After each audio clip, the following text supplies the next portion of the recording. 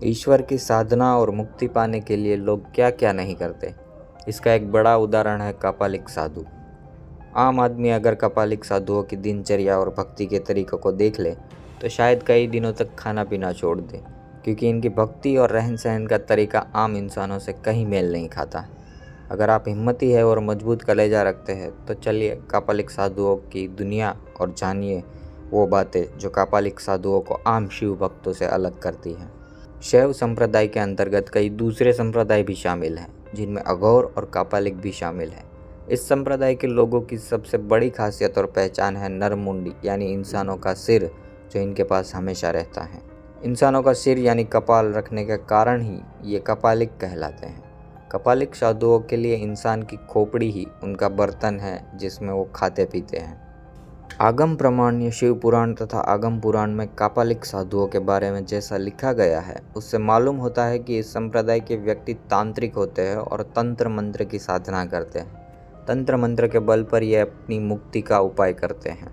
कापालिक संप्रदाय में इनकी साधना का बहुत महत्व है।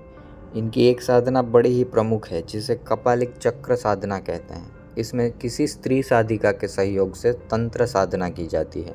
इसमें साधक को भैरव और साधिका को त्रिपुर सुंदरी कहा जाता है। इसमें साधिका को भैरव पत्नी रूप में स्वीकार करता है और कामा शक्ति के विभिन्न साधन से अपनी साधना पूर्ण करते हैं। कापालिक संप्रदाय की इस साधना के कारण इसे भोग और विलास का आसान रास्ता मानकर बहुत से साधक इसमें शामिल हुए और परिणाम ये हुआ कि कापालिकों की चक्र साधना भोग विलास तथा काम पिपासा शांत करने का माध्यम माना जाने लगा।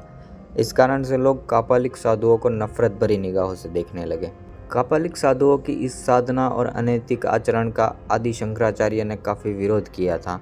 इसके बाद इस संप्रदाय के वास्तविक साधक नेपाल और तिब्बत के अलग अलग क्षेत्रों में जाकर साधना करने लगे।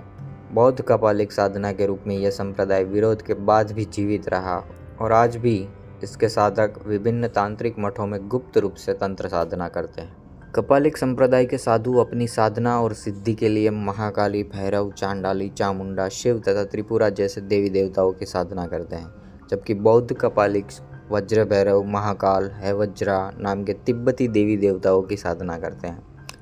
पुराणों में कापालिक मत को शुरू करने वालों में धनद और कुबेर का नाम आता है, जबकि इस संप्रदाय के गुरुओं में आदिनाथ, अनादि, काल, अमिताभ, कराल, विकराल के नाम मिलते हैं, जबकि शिष्यों के रूप में प्रमुख नाम नागार्जुन, जड़भरत, हरिश्चंद्र आदि का आता है। तो बस यही थी कापालिक साधुओं से जुड़ी हुई कुछ रहस्यमयी बातें। ऐसे ही अनेक रहस्यों को जानने के लिए जुड़े रहे हमारे साथ। तब तक के लिए अपना ख्याल रखें।